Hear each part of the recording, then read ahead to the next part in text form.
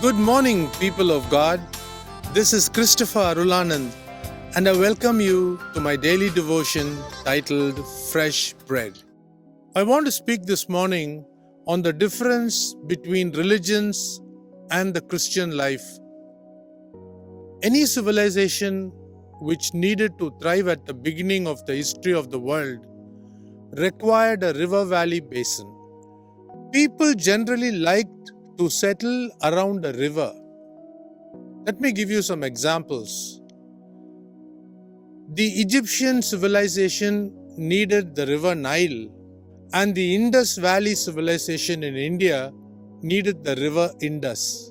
There are so many religions that have been established today, and history ascribes it to a man by the name Nimrod, who is considered to be the father of all man-made religions. The Babylonian religion is an outcome of the Sumerian civilization. Based on the invention of the Babylonian religion, many kingdoms have come into existence in the past. From the Chaldeans, the Akkadian civilization sprang up a long time ago, and the Akkadian civilization later split into two. First, it split into the Assyrian kingdom, and second, the Babylonian kingdom. This is just a short roundup of the Sumerian civilization and the language that emerged as a result of it was Aramaic. Now turn to Genesis chapter 10, verse 10 in the Bible, which I will read for you. The beginning of his kingdom was Babel, Erech, and Akkad, all of them in the land of Shinar. The beginning of his kingdom, to whom is the Bible referring to in this place? If you go to verse 8 and 9, you will understand it talks about the man Nimrod, who was the first on earth to become a mighty man. He descended from the generation of Cush. So Nimrod's kingdom, as the Bible records in Genesis chapter 10, verse 10, is the kingdom that spread from Babel, Erech, and Akkad, all of them in the land of Shinar. From that land, we find in verse 11 that Nimrod went into Assyria and built Nineveh, Rehoboth-er, Kala, and Resen between Nineveh and Kala, that is the great city. Please read verse 12 also.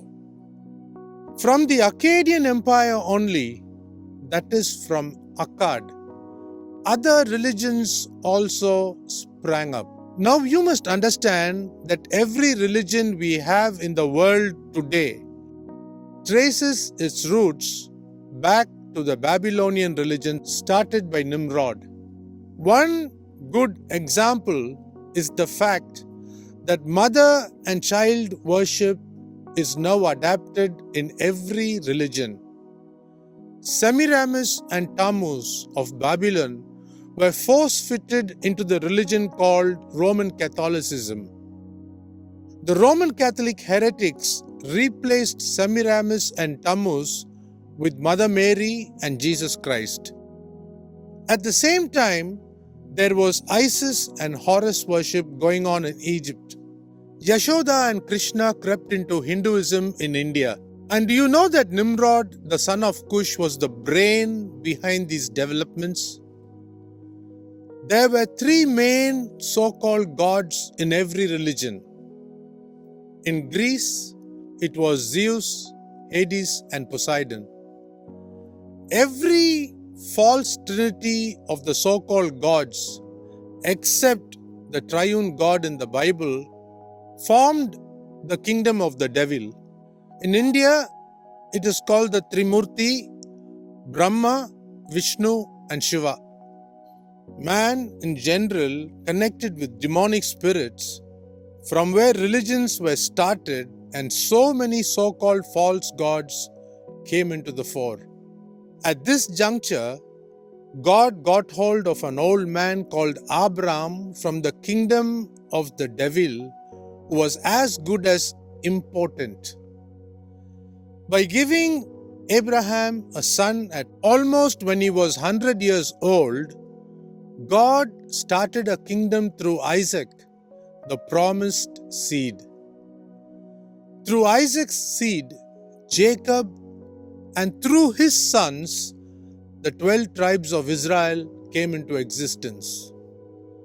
Hence, we must understand that Christianity is also a kingdom and not a religion, which the Roman Catholics have masterminded and made it out to be. Those men and women in whom Christ is seen are called Christians, and not those who worship Jesus and Mary, which is now a religion. I hope this devotion brings a teaching on the difference between religions and what it takes to be a Christian. Think about this. See you tomorrow, God willing.